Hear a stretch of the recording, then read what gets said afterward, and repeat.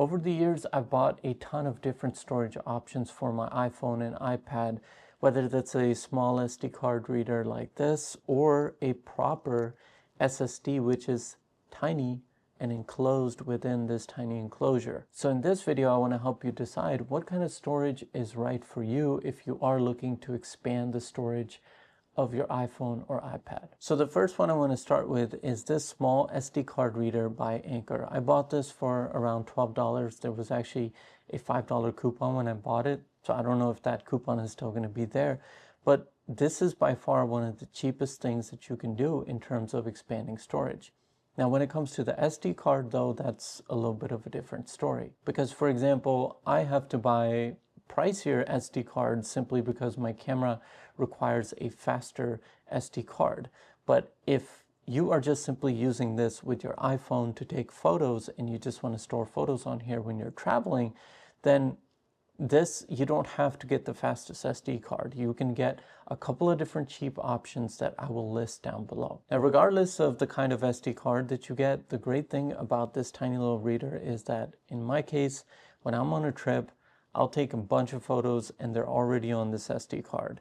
I just simply plug this into my iPhone or iPad and I can offload those photos and begin to edit them, or even if I don't need to edit them, I can just simply save them on one of my devices and they'll get uploaded into iCloud, so that way my photos are safe and secure. So I wanted to show you a real world example from today. So I have the SD card reader. I was taking a bunch of product photos, so I can see my SD card right here in the Files app. So if I go to it, these are all the photos. And what I did is simply moved all of them to my Photos library on the iPad, and then from the Photos library, I moved them all into my Shopify product page. So this is just an example that for today, I didn't even need to use the computer whatsoever. Simply took the SD card out of my camera, put it into here, connected it, moved everything over, and there you have it. So this is a great way to just make things more efficient. Now, if you're buying this for your iPhone, one tip for you is that get a USB-C like U adapter. And what that'll do is put this at the back here instead of being in your way right here. Now, if you don't want to go the USB-C reader route, this is also a great option because you can buy these in Lightning and USB-C. So you can simply, insert them here, put your SD card here.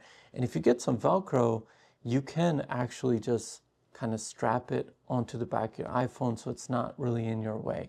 But again, this is also an option that you can use with the iPad, with the iPhone, and transfer stuff from one of these devices over to your computer in a really easy way. The next option is going to be one of these pre-built SSDs. Now, here's where you have to worry about speed, because depending on the device you have, your phone or iPad may or may not be able to take advantage of this. So I'm going to make it as simple as possible. If you don't have a Pro iPad or a Pro iPhone, don't even worry about the speed on this. Get the most basic one, and I will link those down below in the description. Or if you have a question and you're looking for something specific, ask me in the comments because I do go and answer those questions. So you can buy a simple SSD. I've used this with my iPhone when shooting ProRes video. I'll use this with my iPad. And I've also used this same one with my MacBook and Mac to edit videos off of.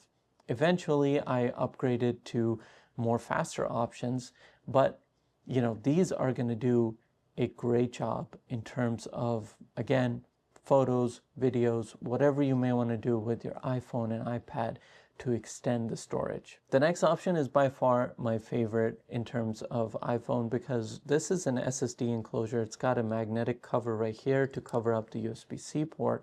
But for this, the SSD is actually installed into this backside. So I have a 1 terabyte Western Digital SSD installed in here. And how I'll use this is simply by connecting it into the iPhone.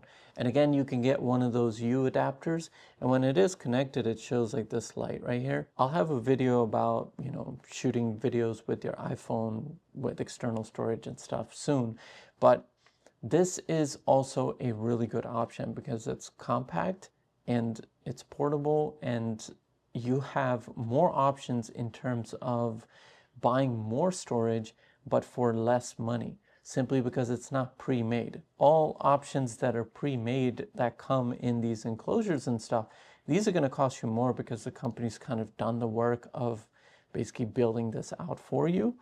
But here, you simply have the option of choosing your own. So I could go with 4 terabytes, 6 terabytes, whatever I want in this tiny little enclosure, and it would cost me a lot less than one of the pre-built ones. So look at this option too. And one thing you're going to have to know is that before you connect this to your iPhone, once you have the SSD loaded into here, you need to format this SSD in APFS. So format it using disk utility on your Mac. So for disk utility, here's what you're going to do. You're going to go into Spotlight. So it's that search icon in the top right, okay? And you're going to type disk, and this will pop up, disk utility. You're going to click that, and here it's going to show all of your drives. So this is my YouTube drive, and if you click up here, erase, this is going to bring up, you can name your drive and then the formatting.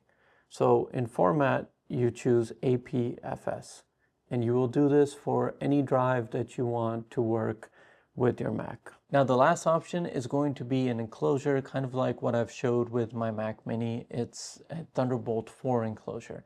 And again, you would buy the SSD, load it into there. And what's great about that is if you have a Pro iPad, or if you have a MacBook Pro that has a Thunderbolt 4 port, or a Mac that has a Thunderbolt 4 like I do with the M4 Mac Mini, you can take advantage of those faster speeds. So you're going to get more value out of having a faster SSD loaded into it, as opposed to, let's say you have a regular iPhone and you can't even use that speed. There's no need for you to spend that extra money and buy something that's Thunderbolt 4 speeds when you can't even take advantage of it. So that, my friend, is basically how I use external storage on my iPhone and iPad to just kind of manage things between all of my devices. There's a lot of times where I don't want to risk taking a bunch of photos that might not get uploaded into iCloud, or making a lot of videos with my iPhone that might not get uploaded into iCloud because I don't have the fastest data connection. For example, on my trip to Morocco, I could not, even over Wi-Fi, it was taking forever for a lot of those ProRes video files.